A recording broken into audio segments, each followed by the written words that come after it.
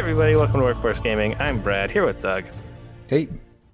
Doug has decided that he loves Monster Hunter after Mm-hmm. playing Monster Hunter World.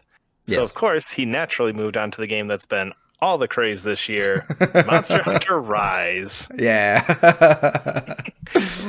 I told you I was going to do this as cheaply as possible. I was going to get the maximum amount of Monster Hunter I could for the lowest amount of cost.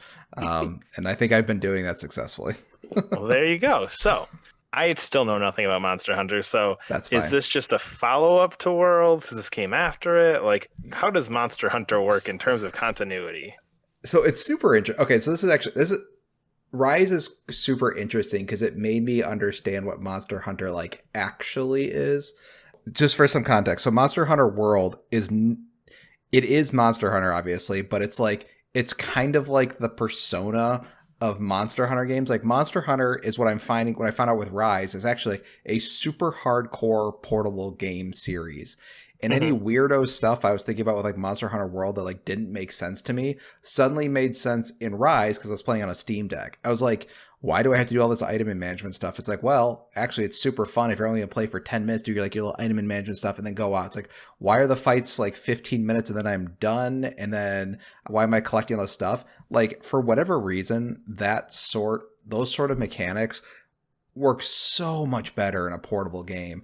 Hmm. And like they just make like way more sense. I don't know what it is because I feel like the thing that like we've talked about this before is like there are a lot of games you can now play portably, but there aren't a lot of games with portable game mechanics. So if you Yeah. play like Game Boy Advance games, you're like, oh, these games just feel and play a lot different mechanically than like console games. Yes. And similarly, Monster Hunter Rise, like this is what portable Monster Hunter. This is what Monster Hunter quote unquote like actually is, and it's like, oh, this is actually a portable game series that they kind of tried their best, and like it makes me appreciate World so much more. Of like they really tried their best to make this extremely the most portable game series I've ever played in my life into a console game. Yeah. Okay. So that being said, you Mm-hmm. don't care for portable games as much. So is this not as good? Well, I like portable games. I just don't have many portable systems. I mean, like I started playing with like a Game Boy. Like Game Boy is like my first console ever. I just didn't have a lot of portable games growing up, but I do like playing them every once in a while. Like especially when you got like Nintendo Switch Online, like playing those Game Boy Advance games, Oh playing yeah. like these kind of like bite-sized versions of games. Like there's just something very satisfying about that. And I ended up really, really liking Monster Hunter Rise, but I like it different than Monster Hunter World because I think Monster Hunter Rise had like to me a horrible first impression because so like Monster Hunter Challenge to me is like a very complicated game, and then when I boot up Monster Hunter Rise, it's like, oh, I was doing like middle school level monster hunting and now I'm in a PhD level monster hunting. It's like As, it's as many people commented on that video. yeah, I'm still not quite there. Oh, we can talk about it later, but there's also two types of Monster Hunter fans I've come to learn about. Anyway, the thing is, like, it has all the mechanics of World, but then also it's like a bunch of other stuff kind of like piled on top of that. And the thing that I felt was like really missing from World, and that like they made it really apparent in this game, is like World. This is gonna sound really stupid. Tried to make it more like a living environment, like a living world, and that was like one of the aspects I really Yeah. liked about Monster Hunter World. Like Monster Hunter just in general, I was like, oh, it's kind of cool. Like you sort of like trap guys in vines. Like it feels it at least has the illusion of being like somewhat of like a living environment, whether Hmm. that's like the design and that sort of thing. But man, when you boot a Monster Hunter Rise, which is from what I understand, it's actually from the previous Monster Hunter team that like was doing the portable games. This is actually more in line with the original series, and Monster Hunter World is Okay. kind of the offshoot.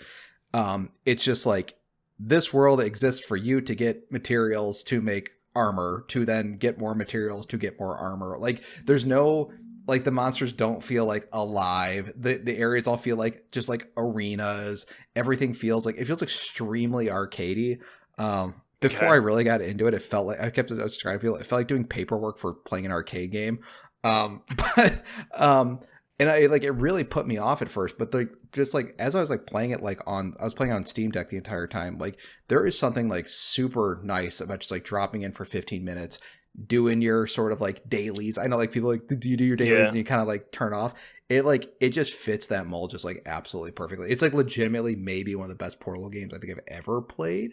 And I have Wow. played like Okay. quite a few Portal games, but there's just something about like that series has just gone through 10 generations of just making the best portable game series ever, Hmm. because it was like a it was PS2 first and then PSP and then 3DS, then like I think 3DS, and then before it got to consoles, back again, and it's just like just pure unadulterated, just like, and it's just like so unabashedly a video game, like Hmm. very like wears its mechanics on its sleeves. And I think I was kind of sort of appreciating how complicated the mechanics were as far as like your items and stuff. I think I'm kind of like at that point, kind of like, oh, this is actually kind of neat. And I can sort of start seeing that sort of fandom that's like, hey, World is not doing this, and that's kind of disappointing. So I can understand that, but I also like that World is kind of this new spin of like, okay, we're gonna do like, no, let's actually do like lean one way or the other. It's kind of like when Doom when they made the Doom has like, so when after Doom 2 they made Doom 3, which Yep. is like this kind of like horror sort of slower game that a lot of people didn't like, and they made Doom Yep. 2016, which is like hardcore action sort of thing. And you can actually see like if you play Doom 2, you can see those as two like different interpretations. So that's kind of Hmm. what I feel like right now. It's like I enjoy both interpretations of Monster Hunter. I enjoy now this portable game series. I can appreciate that, but I enjoy World more because that's just the type of games I lean into, which is like kind of those more environment focused ones, which I really enjoy. So then for World, you kind of made it sound like, okay, this I had to like deep dive on the gameplay to find out I just smack a thing with a hammer. So do Yeah. you feel like having played World prior to this, you're like more informed on that gameplay, so you didn't have that initial like poof like learning curve for this? Is there enough Yeah, transition there? yeah, exactly. So that's the thing. It's like you definitely should play Monster Hunter World. I personally think like Monster Hunter World is, it's not easier necessarily. It probably is easier, but it just has like less mechanics. It has like the more Okay. crucial mechanics, and then Rise has the other stuff. So like, I think it was like really helpful using World as that kind of like learning space first to then get it right. Because I tried like a different weapon, like I tried the switch axe, which was like people kind of recommended. Like it's like I was getting just kind of bored of the hammer. I was like, I'll learn a new weapon, and like that feeling of playing a new fighting game character, it's like Yeah. 100% like the best way to describe this game, because it's just like the switch act just plays completely different than the other one. It's like you swap between two weapons at the same time. You can watch 20-minute tutorial on how to do it, and I'm not going to explain it all, but it was just cool because the game just like Rise now feels like a different game compared to Monster Hunter World, because I swapped weapons and the game is just different. So now it feels like, oh, I can't wait to play Wild, but also I can't wait to play Rise 2 or whatever the next one on that is, like these two sort of like separate series. So it's like it's fun kind of having my foot like in both. I will say that like the thing that's interesting is like I think only put like 40 hours into these games. And it's really interesting, like once you beat the main campaign, they get in this thing called like high rank and master rank and G rank. And Hmm. then so it's like you beat the campaign in both around like 30 hours ish, and then you start going the high rank, and that's when it starts getting like a little bit grindy, and that's where people are like, that's the real Monster Hunter. Oh yeah. And like it's fine, like I get the monsters are a little harder, like it definitely requires you more like to know more about the mechanics, which I liked, but it just feels like a little bit grindier because I've already beaten these guys before, and now I'm playing the high rank versions of them, which are a little different. They have new attacks, they have new But it's they're the same much monsters. harder. Yes, but every once in a while they'll pepper in like a new one you haven't seen before. So Okay. it's like you'll do like 4 or 5 of like kind of modified versions of the ones you fought before, and then they'll introduce like a new one, and it's kind of like a fan favorite or something like that from like previous games, or it's like a new Gotcha. super cool one. But like some of those monsters are really cool, so it's like it's such a good carrot and a stick that it's not something I'd maybe want to sit down and like play 2 hours of like, to get my carrot and the stick. But it's like, I can, that's sort of like 15-minute little chunks. It's like much easier to kind of progress forward like further through that. So like I have really enjoyed that. The one thing that I think Rise does like what much so Rise's setting is really cool. Its story, genuinely one of the worst stories I've ever played in a game, in that it's like completely non-existent. Like when the story ended, I was like, that couldn't. I will tell you the entire. This is non-spoiler, like kind of spoilers, but not really. So the whole story of Monster Hunter Rise is that every like it's set in like Japan version of Monster Hunter, which actually is super cool. I'll talk about in a second. But anyway, there is this town, and once every 100 years, there's this thing called a rampage where a bunch of monsters come in the village, and then you got to stop them. And it turns out this rampage is done by one evil monster, and then you beat the evil monster, and then that's the game. That's the whole plot. Like, the characters are kind of like it's so nothing. Like, I've never played such a game of nothing of a plot. That's exactly in my mind. That's what I assumed these were. Like, it's just you go hunt monsters. Like, there's no evil corporation. There's no like invading whatever. It's just there's no antagonistic force. It's just like you go hunt monsters. You're a monster hunter. But you just feel like there could have been. It was just. It felt like nothing. But the thing that's like really crazy is that the setting of Monster Hunter Rise is awesome. It's kind of like this is so reductive. But imagine if they did like, do you know how like Okami is just like super drenched in Japanese folklore? Yeah. That's what this Monster Hunter is. So all of the monsters are based like very explicitly on like an analogous for some Japanese folklore monster. Like there's so one of like the traditional Japanese monsters is like this big evil umbrella. I don't quite understand it, but it shows up in a lot of games, like a giant evil umbrella. And in this version, there's like a bird that kind of looks like that one-eyed umbrella. So it's like, and they have like tanukis that like explode. It's just like really cool of how hardcore Japanese it is, because of just like of the what it's diving into, especially compared to World, which is kind of like, it's got more of like a settler vibe, for better and for worse. And it feels a little bit more Western. And that may have been intentional, but this one's just like, oh no, this is like hardcore Far East, Japanese folklore, Japanese monsters. As a result, it has some like incredibly cool monsters. There's one that's like a monkey that throws fruit at you. There's one that's like a giant bird. They just like the monster variety is like so much better. And the thing that's really cool about Rise is that it also has like most of the monsters from World as well. So you get like 2 or 3 times as many monsters as you did in World. To me, the sacrifice to that though is that it's more of an arcade game as opposed to that sort of like living world that like World has done. But it's like it is so cool, like some of the monsters in there. And it's like as a result, it's just like super, super fun to play.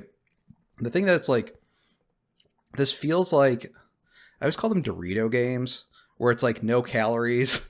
Like Destiny to me is a Doritos game, like games with like dailies and that sort of thing. Yeah. Where you don't necessarily have to be that engaged. You kind of do your daily and you kind of move on with your life. And I don't like them.